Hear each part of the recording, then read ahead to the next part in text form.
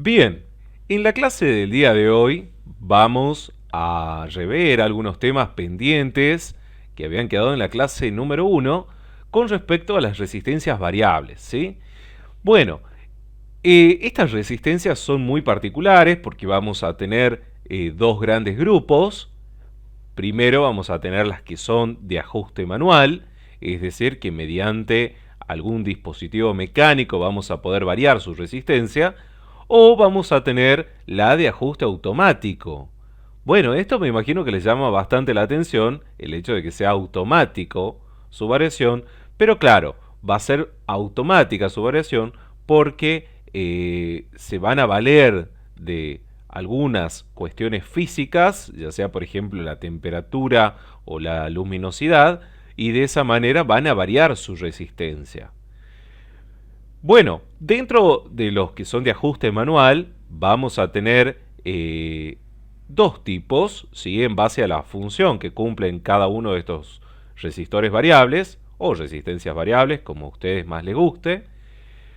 Y entre ellos vamos a tener, en el caso de controlar una corriente, lo vamos a denominar reóstato, y en el caso de usarse como divisor de voltaje, lo vamos a estar denominando potenciómetro. Pero bueno, no le vamos a dar mayores importancias tampoco a los nombres, porque es básicamente el mismo principio de funcionamiento, nada más que para diferenciarlas en base a su funcionamiento o en qué se lo utiliza, es que se le coloca estos nombres, ¿no? Aquí a la derecha también tenemos la simbología, fíjense que es la misma simbología que teníamos para una resistencia, nada más que ahora disponemos también de una flecha que nos indica la posibilidad de hacer variar esta resistencia. Como así también vamos a ver que ahora disponemos de un tercer terminal y vamos a ver por qué está ese tercer terminal. Bueno, aquí en la parte izquierda podemos ver una construcción física de lo que es una resistencia variable. Vemos que consta de tres partes básicamente.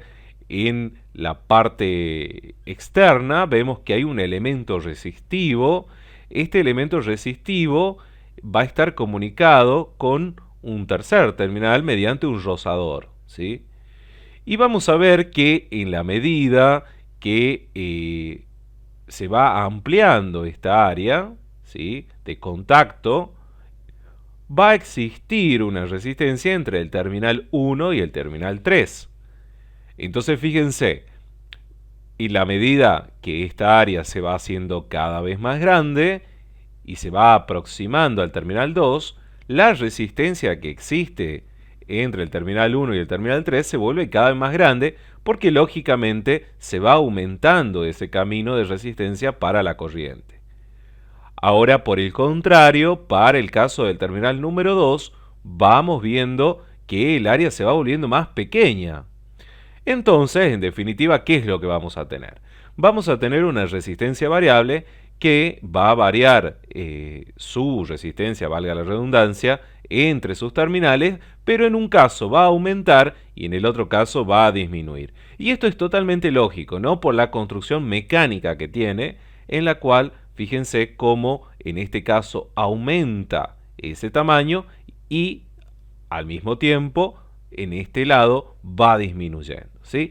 De esa manera se constituye esta resistencia variable.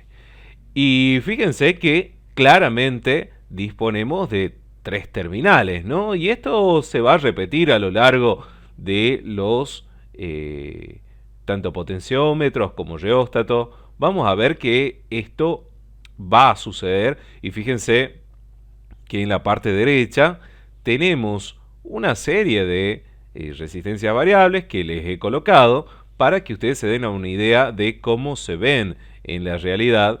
Y fíjense que efectivamente tenemos tres terminales, ¿no? Y ustedes van a decir, pero profe, acá fíjense, acá no hay tres terminales, acá hay muchos más.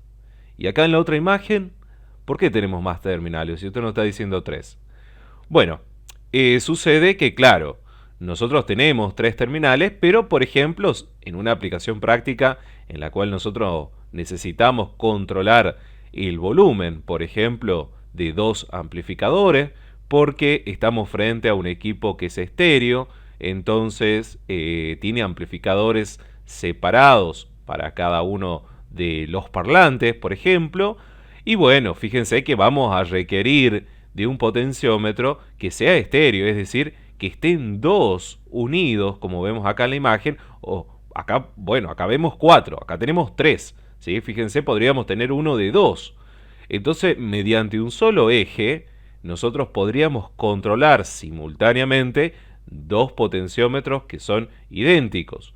Entonces, de esa manera, tener un control mecánico único para el volumen. Si no, imagínense que tendríamos un volumen para cada uno de los parlantes, lo cual, bueno, en alguna aplicación podría ser interesante, pero no nos sería muy útil, ¿no?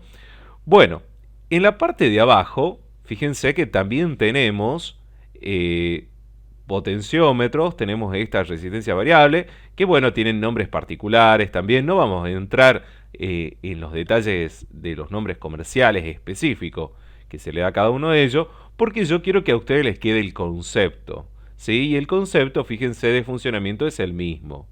Tenemos un eje, en este caso un tornillo, en cualquiera de los casos tenemos un tornillo, el cual vamos a ir variando y por tanto dentro mecánicamente también va cambiando la resistencia entre sus terminales. Sí, pero la idea que les tiene que quedar a ustedes es que el concepto es el mismo. ¿Sí? A veces los nombres más que nos hacen confundir que en realidad dejarnos realmente el concepto del funcionamiento. Bueno, ahora vamos a ver lo que son las resistencias variables, pero las que tienen variaciones automáticas. Este concepto les puede resultar bastante curioso e interesante a la vez.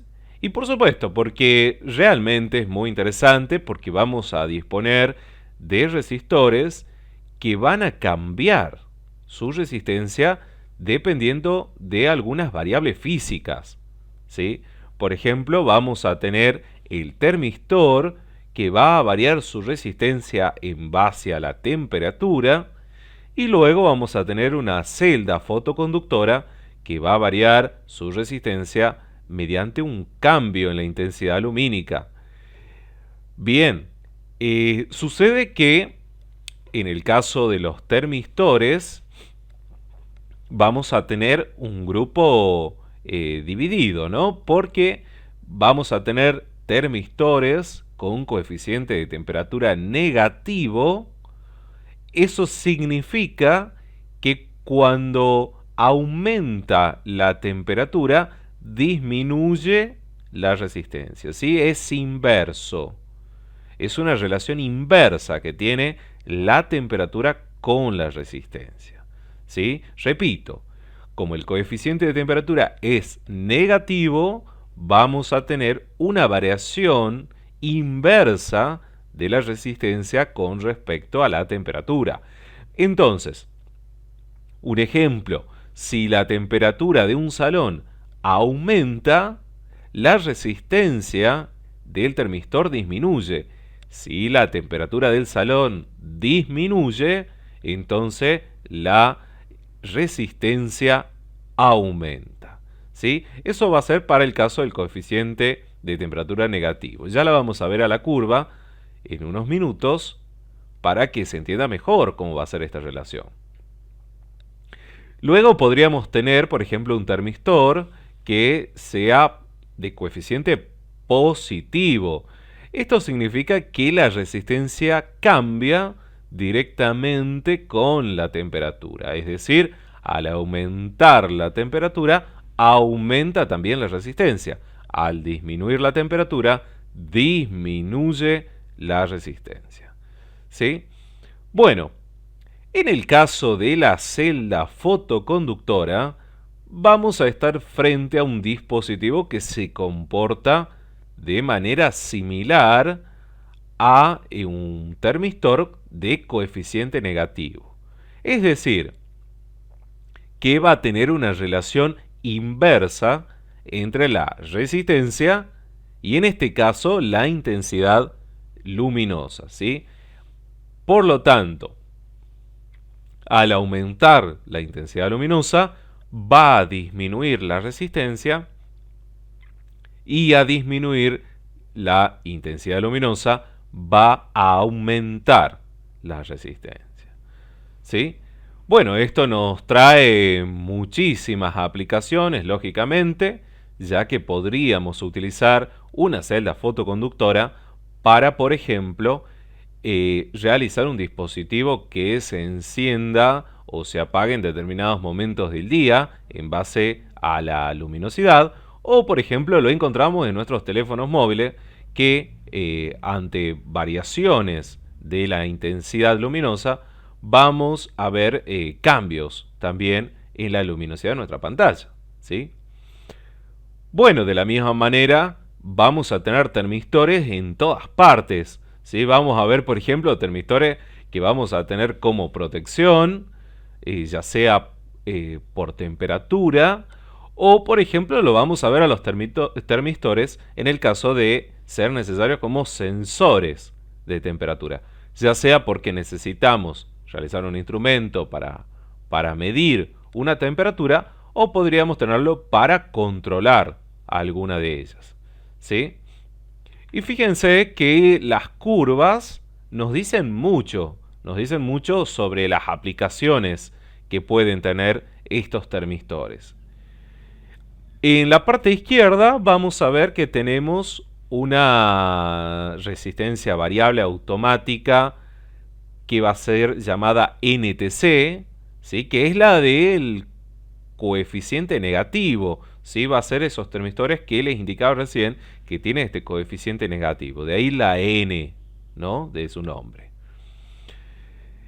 Y vamos a ver que la curva, fíjense ustedes cómo es, ¿no? Arranca cuando tenemos 25 grados, tenemos una resistencia muy grande. Y en la medida que va aumentando la temperatura, ¿sí? Nos vamos desplazando en la temperatura, ¿qué va pasando con la resistencia? Bueno, evidentemente la resistencia va disminuyendo, pero fíjense una particularidad, no lo hace de manera lineal, ¿sí? Esto es muy importante a tener en cuenta a la hora de utilizar una NTC. Fíjense que esta resistencia va cambiando, pero no de manera lineal. Pero sí corresponde a lo que hemos definido, que al aumentar la temperatura disminuye la resistencia, ¿sí? Bueno, en la parte derecha vemos algo bastante interesante, que es la curva de un termistor PTC, ¿sí?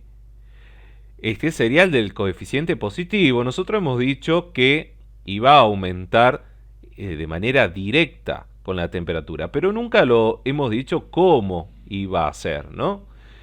Fíjense de curioso que tenemos en un primer tramo una resistencia de 100 ohm independiente de la temperatura. Fíjense que hasta más o menos los 70-80 grados esta se mantiene constante, ¿sí? Sin ningún cambio, no le pasa nada a la resistencia, pero de repente, cuando ya nos vamos a 80 grados, se dispara prácticamente la resistencia y va aumentando abruptamente hasta, por ejemplo, los 100 grados, donde toma un valor de 1 megohm. Entonces, fíjense cómo sí, efectivamente, al aumentar la temperatura, aumenta su resistencia, pero lo hace de manera abrupta. Y esto les puede dar una idea a ustedes en qué se lo puede utilizar, ¿no? Fíjense que este cambio abrupto que tiene de resistencia nos indica quizás que podría ser utilizado como una protección, ¿no? Porque en el caso de que un dispositivo aumente de manera abrupta su temperatura, nosotros podríamos limitarle la corriente también casi de manera instantánea. Entonces fíjense cómo podríamos proteger a un equipo el cual, al aumentar tan drásticamente su temperatura, nosotros también drásticamente le damos un corte prácticamente a la corriente o solo permitimos que fluya muy poca corriente. ¿Sí? Bueno, acá les dejo un par de ejemplos reales de resistencias variables de las que venimos charlando. Fíjense que en la parte izquierda tenemos todas estas resistencias variables que son manuales, ¿sí? Nada más que aquí tenemos, bueno, fotos reales de cómo se verían. Aquí en la parte central, fíjense que tenemos tanto las PTC como las NTC, que las van a encontrar en infinidad de lugares. Quizás en un lugar cotidiano que ustedes podrían desarmar por ahí para los curiosos o curiosas que quieran desarmar algo. Por ejemplo, las NTC la van a encontrar mucho en la fuente de alimentación que tienen las PC y va a tener estas características. Quizás sí la PTC puede tener algunas otras características físicas, se puede ver diferente, a veces son más pequeñas, pero las NTC en general tienen esta forma. Y bueno, por último, fíjense aquí en la parte derecha, les coloco esta celda fotoconductora que miren la forma particular que tiene, la construcción que tiene, y ya con esto ya les queda, bueno, una noción bastante grande de todas las posibilidades. Lógicamente que hay muchas más, ¿no? Hay muchas más, pero por los alcances del curso y también para lo que nosotros vamos a utilizar, va a ser más que suficiente. Bien, y la primera configuración que nos encontramos es la conexión en serie. Muy conocida esta conexión, muy común que la hagamos también.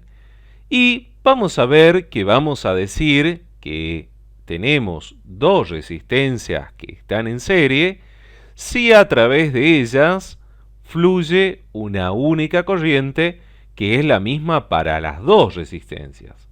¿Sí? Fíjense que no existe otro camino por el cual pueda ir la corriente.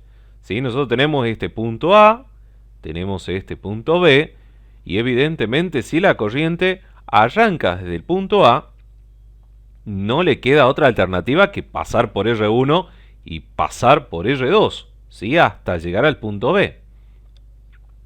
Entonces, de esta manera podemos decir claramente que estas dos resistencias se encuentran en serie, ¿sí? De la misma manera no va a importar si son 2 o 3 o 4 o 6 o la cantidad de resistencia que sean.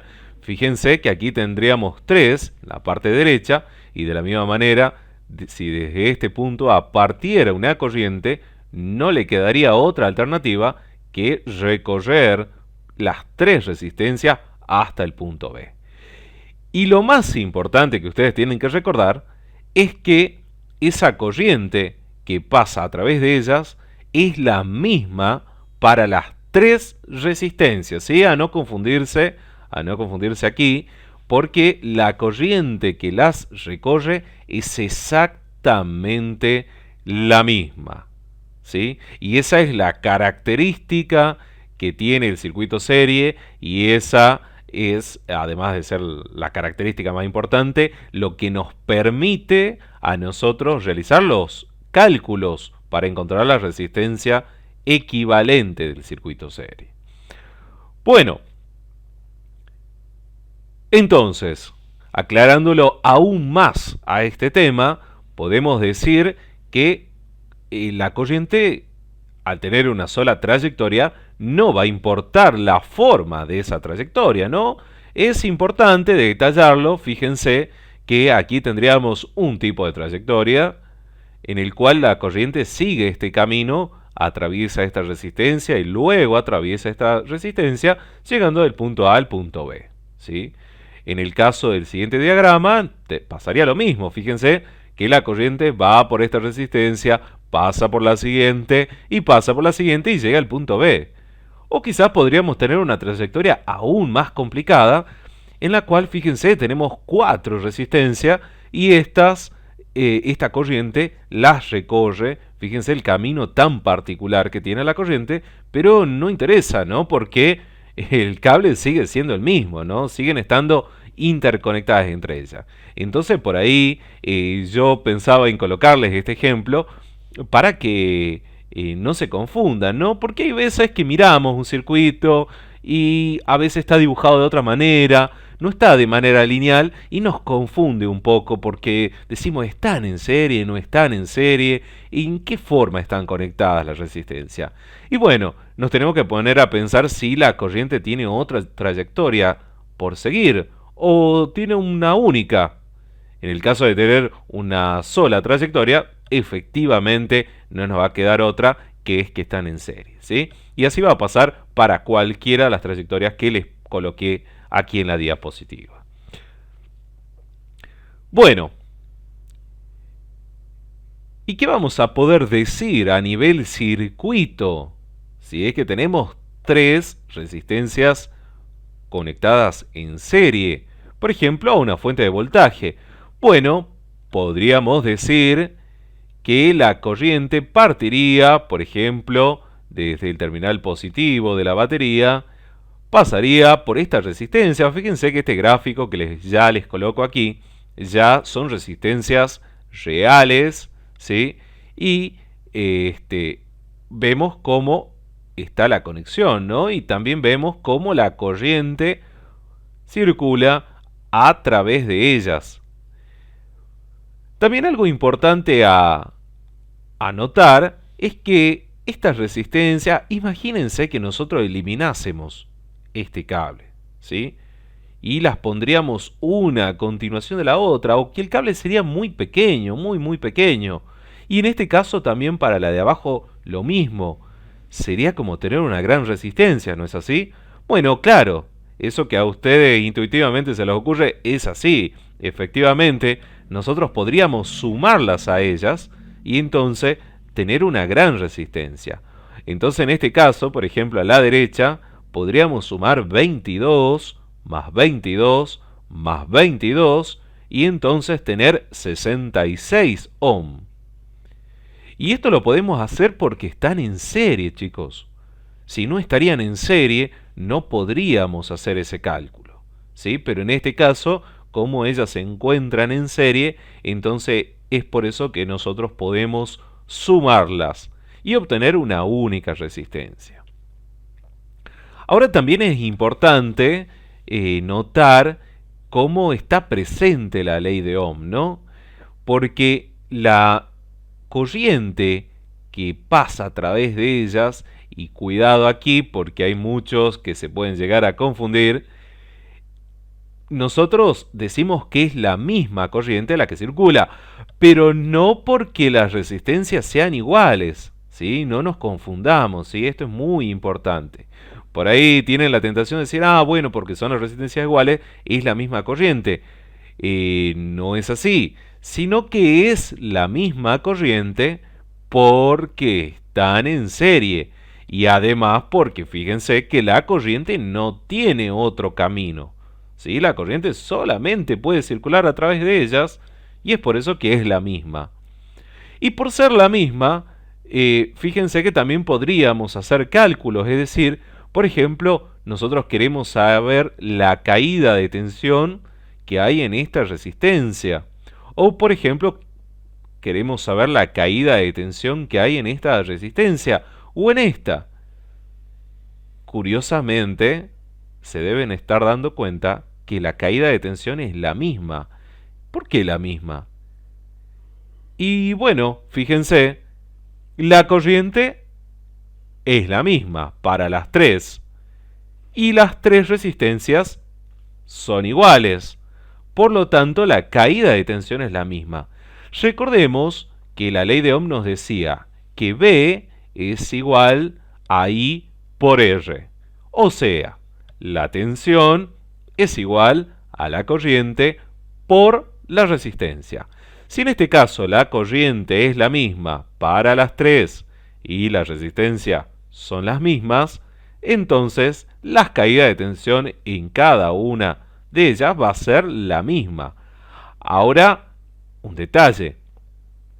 Si las resistencias serían distintas, bueno, la caída de tensión sería distinta, pero la corriente es la misma, ¿sí? Fíjense que la corriente siempre va a ser la misma, no me voy a cansar de repetirlo, pero la tensión sí va a ser distinta. ¿Por qué? Porque podríamos tener resistencias que sean distintas, entonces por lo tanto la ley de Ohm que, que va a regir en cada una de ellas va a hacer que la tensión varíe, ¿sí? Bien, ¿y cómo hacemos para calcular la resistencia total de un circuito?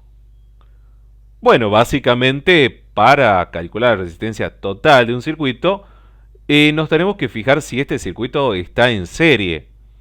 Bueno, el circuito de la figura efectivamente está en serie y lo notamos porque la corriente no tiene otra trayectoria que no sea el atravesar cada una de las resistencias. Entonces fíjense que sencillamente lo que podríamos hacer es realizar la suma de todas esas resistencias. Podríamos decir 56 más 100 más 27 más 10 más 47. Y a ver, les doy un tiempito. ¿Esto cuánto daría? Esto nos daría el número de 240 ohm. Entonces fíjense qué fácil que es, ¿no? Porque cuando decimos que es la misma corriente la que atraviesa a través de cada una de las resistencias, entonces directamente las podemos sumar. ¿Y qué más podemos ver de aquí? Y bueno, podemos ver que en la medida que ponemos mayor cantidad de resistencia y lógicamente hacemos una oposición más grande a la corriente.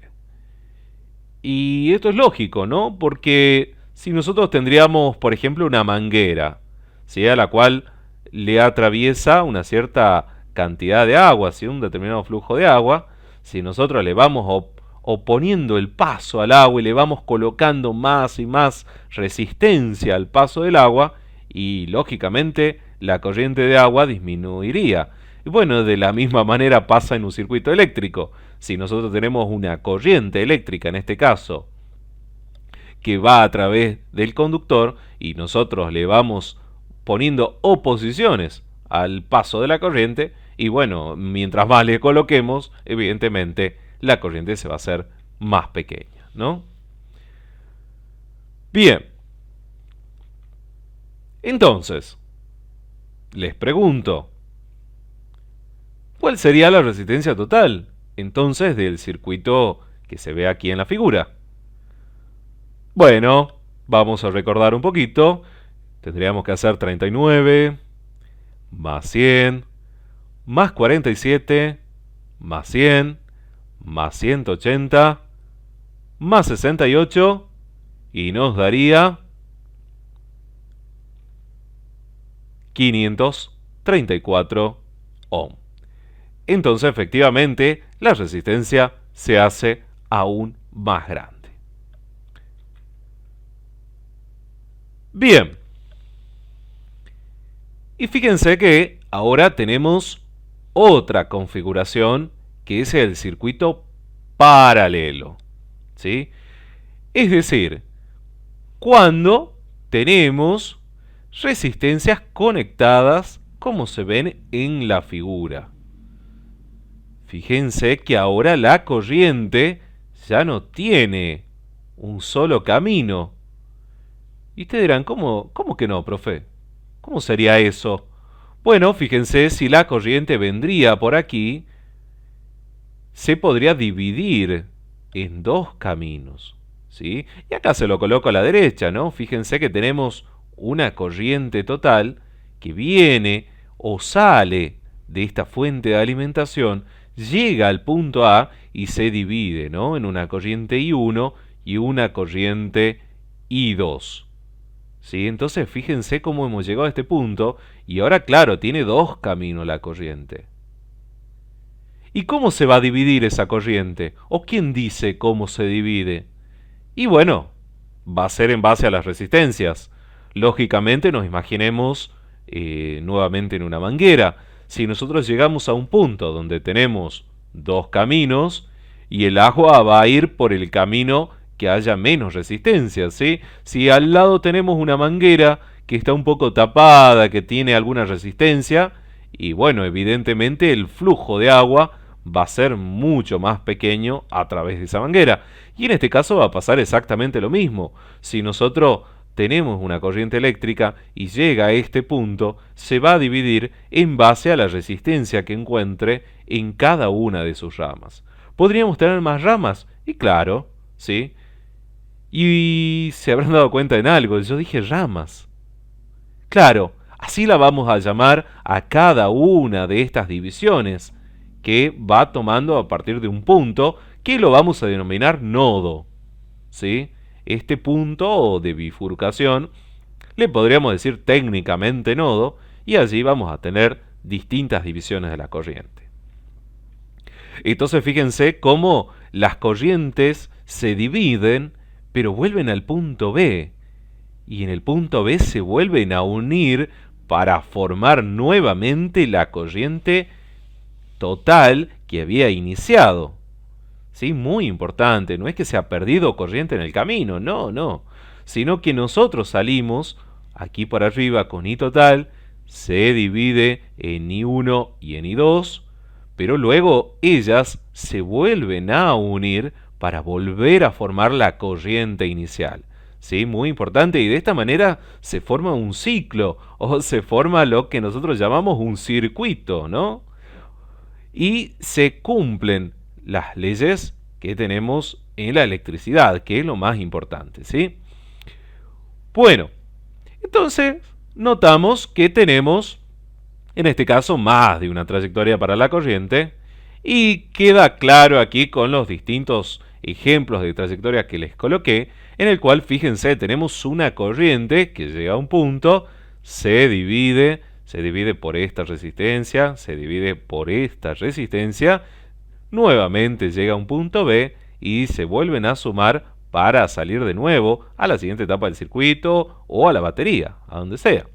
En este caso, por ejemplo, tenemos también, fíjense, una corriente, llega a este punto, se divide, se vuelve a sumar y vuelve a ser la corriente inicial. No importa la forma del circuito, no nos tenemos que confundir, fíjense, llega la corriente, se divide en dos caminos, se vuelven a encontrar en un punto y vuelve a salir la corriente total, ¿sí? Y así para cada uno de los circuitos, ¿sí? Fíjense que les coloqué de todas las formas posibles que se pueden tener para cada una de las trayectorias que puede tomar la corriente, ¿sí? Entonces, lo importante es un circuito paralelo si es que hay más de una trayectoria para la corriente. Y esto nos deja también otra característica, que no sé, hay algunos que seguramente ya se dieron cuenta. Y fíjense que acá en la imagen queda muy claro, ¿no? Tenemos tres resistencias conectadas a una fuente de voltaje. Fíjense que claramente la corriente no es la misma porque va a circular una corriente por esta rama, va a circular otra corriente por esta rama y va a circular otra corriente por esta rama, ¿sí? Van a ser corrientes distintas. Y lo que vemos es que sí hay una característica que comparte el circuito paralelo. Fíjense qué es lo que está pasando.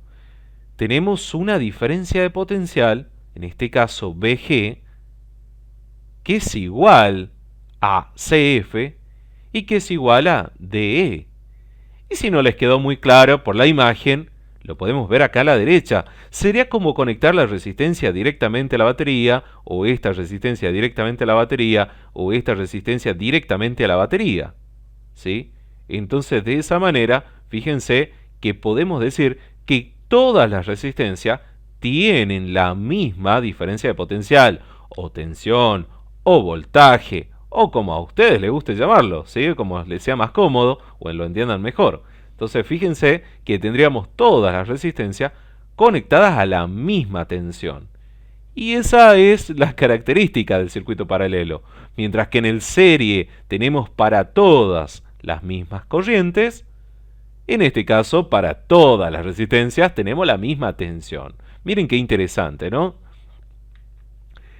Ahora, cuando vamos a calcular la resistencia total de este circuito paralelo, se hace quizás un poquito más complicado. Sí, porque aparece un concepto que se llama conductancia. Y me pareció importante explicarlo de esta manera porque me gusta que entiendan en profundidad de dónde sale la expresión, ¿sí? Por ahí confunde un poco el término conductancia, pero fíjense que no es nada del otro mundo, sino que le pusieron el nombre de conductancia a la inversa de la resistencia, ¿sí? Lo cual tiene totalmente sentido, porque fíjense que si nosotros hablamos de resistencia, hablamos de la oposición que le presentamos a la corriente para que fluya. Mientras que si decimos, bueno, a ver, ¿y lo inverso de la resistencia qué sería? Y bueno, la conductancia, es decir, verlo desde el punto de vista a cuánto le permitimos a la corriente que fluya, ¿sí? Y de allí surge, fíjense que si hacemos nosotros 1 dividido en R1, tendríamos la conductancia de R1, ¿sí? Si hacemos 1 dividido en R2, tendríamos también la conductancia 2. Y así para cada una de las resistencias. O sea, simplemente, si por ejemplo esta resistencia sería de 10 ohm, si nosotros hacemos 1 dividido en 10, tendríamos la conductancia para este componente, ¿sí? Para esta resistencia. Y si le hacemos por ejemplo a esta que vale, imagínense, 50 ohm, haríamos 1 dividido en 50 y entonces tendríamos el valor de conductancia. Pero, bueno, nosotros podríamos hacer la suma de todas esas conductancias y llegaríamos a la conductancia total. ¿No es así?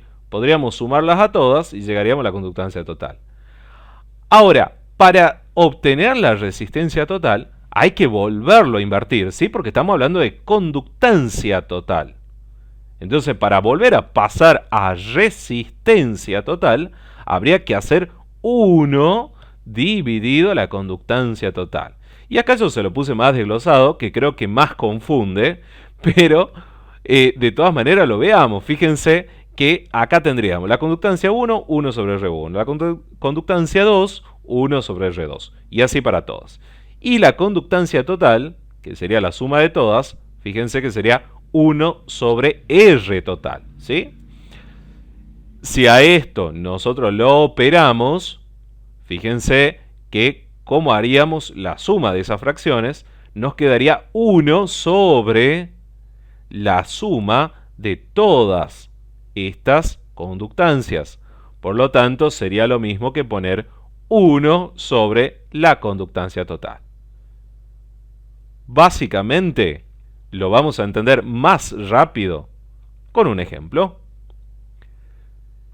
Fíjense, entonces, si tenemos R1, R2 y R3 de 100, de 47 y de 22 ohm, fíjense que podríamos hacer el cálculo de la resistencia total. ¿Cómo lo haríamos? Y bueno, lo primero que hacemos es calcular cada una de las conductancias. 1 sobre R1, o sea que 1 dividido en 100 nos daría 10 mili... ¿Y qué será esto? ¿Segundo? No. Esto se llama Siemens, chicos. Esto se llama Siemens. Es la unidad de la conductancia, ¿sí? Hay algunos que le ponen mho. ¿Cómo que mho? Sí, MHO. O sea que sería lo inverso de ohm, ¿sí? Fíjense que cómo será que se mataron pensando que, claro, como es la inversa de la resistencia, que es en ohm la medida, entonces directamente le pusieron mho, que sería escribirlo al revés a la unidad. En realidad, la unidad del sistema internacional que se utiliza es el Siemens, y es por eso que se lo coloco aquí. Fíjense que después podríamos hacer 1 dividido en 47 y tendríamos 21,3 milisiemens. Y luego podríamos hacer 1 dividido en 22, que nos daría 45,5 milisiemens. Bien, ahora ¿qué nos queda hacer? Y bueno, hacer 1 dividido la suma de esos tres valores que nos dio. ¿Y cuánto nos da? Y bueno, nos da 76,8. Hacemos 1 dividido 76,8 y nos da 13 ohm. ¿Sí? Bueno, básicamente este es el cálculo que tenemos que hacer cuando tenemos resistencia en paralelo. ¿Sí? Pero siempre hay buenas noticias. Siempre hay buenas noticias. Y sucede que cuando tenemos el caso particular de dos resistencias en paralelo, el cálculo es bastante más fácil de recordar. ¿Sí? Bastante más fácil de recordar porque podemos hacer, y fíjense cómo lo vamos a obtener, si nosotros aplicaríamos lo que acabamos de aprender. Fíjense que tendríamos 1 dividido en la suma de las conductancias, o sea que tendríamos 1 sobre R1 más 1 sobre R2, que sería la conductancia 1 más la conductancia 2. Y fíjense que obtendríamos esto que tenemos aquí, que si lo operamos sería como invertirlo de abajo. Entonces nos quedaría que la resistencia total nos da el producto de las resistencias dividido en la suma de las resistencias. Entonces fíjense qué fácil que nos quedó, porque ahora la resistencia total nosotros vamos a recordar directamente que es el producto dividido en la suma. ¿Sí? Miren qué sencillo nos ha quedado. ¿Y qué nos impide que nosotros podemos tomar de 2 en 2 la resistencia? ¿Sí? Porque, repito y aclaro, muy importante, esta fórmula que acabamos de ver, ¿sí? Solamente es para 2 resistores. ¿Sí? No se puede aplicar para más resistores. Solamente para 2. No quiero ver ningún R3 aquí, más R3 o R4 más R4. No, porque sería un error. ¿Sí? No se puede aplicar esta fórmula si son más de 2. Solamente para 2. Y entonces, ¿qué vamos a hacer? Y bueno, nada nos quita, como les digo, que podamos tomar de 2 en 2. ¿Sí?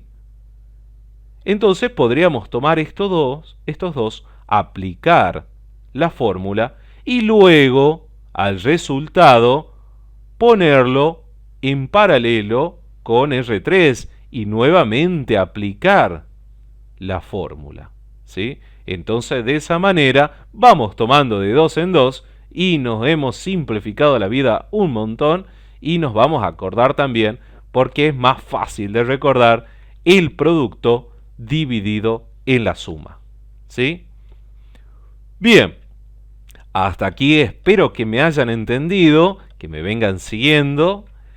Y por último, vamos a ver un caso particular, pero de lo más común que nos vamos a encontrar en un circuito, ¿sí? Que son los circuitos mixtos.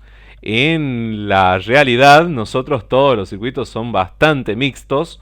No tenemos en específico un circuito serie, un circuito paralelo, pero sí nos vamos a encontrar con circuitos mixtos. ¿Y qué son? Y bueno, simplemente son combinaciones entre circuitos que son serie y circuitos que son paralelos, como vemos en la imagen. Fíjense que aquí tenemos claramente dos resistencias que se encuentran en serie, ¿sí? Y aquí a la derecha tenemos dos resistencias que se encuentran en paralelo. Entonces, ¿qué podríamos hacer? Y bueno, aplicar lo que hemos aprendido, ¿no? Si están en serie, ¿qué podríamos hacer? Podríamos sumarlas, ¿sí? Podríamos sumarlas a ellas y obtener una única resistencia. Y en el caso de la derecha, fíjense, están en paralelo. ¿Qué podríamos hacer aquí? Y bueno, podríamos calcular el paralelo entre ellas. Y esto nos permite, fíjense, obtener dos resistencias que nuevamente van a estar en serie. ¿Sí? Tratemos de imaginarlo. Fíjense, nosotros a estas dos las juntamos, nos queda una. Y a estas dos que tenemos aquí a la derecha, imagínense que nosotros la aplastamos, ¿sí? La aplastamos como un acordeón y hacemos una solita también. Entonces, ¿qué nos queda? Nos van a quedar dos que van a estar en serie, ¿sí? ¿Y por qué van a estar en serie? Y porque les va a circular la misma corriente, ¿sí? Y para que quede bien claro cómo sería el procedimiento, lo vamos a ver con un ejemplo. Y miren este ejemplo porque es un ejemplo muy particular. Está puesto justamente intencional por mí para que vean que hay veces que si nos aprendemos ciertos detalles, se nos puede simplificar mucho la vida, ¿no? Fíjense que tenemos esta resistencia que tenemos aquí y tenemos este paralelo. Y resulta que, ¿qué pensarían si yo les digo, chicos, da 60 esto? Y ustedes dirán, profe, ¿cómo hizo? ¿Tan rápido? No hizo ningún cálculo prácticamente. Lo dijo al instante. Y bueno, lo que pasa es que es bastante sencillo, porque tenemos un caso particular. Miren, en este paralelo, miren la particularidad que tenemos. Tenemos dos resistencias que son iguales. Y créanme que cuando en un paralelo las resistencias son iguales, es lo mismo que hacer el siguiente cálculo. Podríamos hacer 100 dividido en 2, ¿sí? Y esto sucede porque, si no me creen lo pueden comprobar, ¿no? Si nosotros hacemos el producto entre R2 y R3 y lo dividimos en la suma entre R2 y R3, vamos a obtener exactamente el mismo valor, ¿sí? Entonces, reglita para que se acuerden para siempre, si tenemos en paralelo resistencia, va a ser lo mismo, en este caso, fíjense, que tomar 100 y dividirlo en 2. Y entonces allí obtenemos 50. Y bueno, claro, si tenemos 50, nos quedaría en serie con la resistencia R1, que es de 10, y fíjense ustedes como si efectivamente da 60 como les mencionaba, ¿sí? Bueno, ahora quedaría ver el tema de diodo, quedaría ver el tema de inductancia, entre otros temas que vamos a ver, que nos van a quedar para la clase siguiente, ¿sí? Así que muy atentos a la clase siguiente, porque allí vamos a desarrollar este y otros temas más, como también vamos a realizar algunas simulaciones en Tinkercad. Así que bueno chicos, espero que les haya gustado la clase y nos vemos en la próxima. ¡Hasta luego!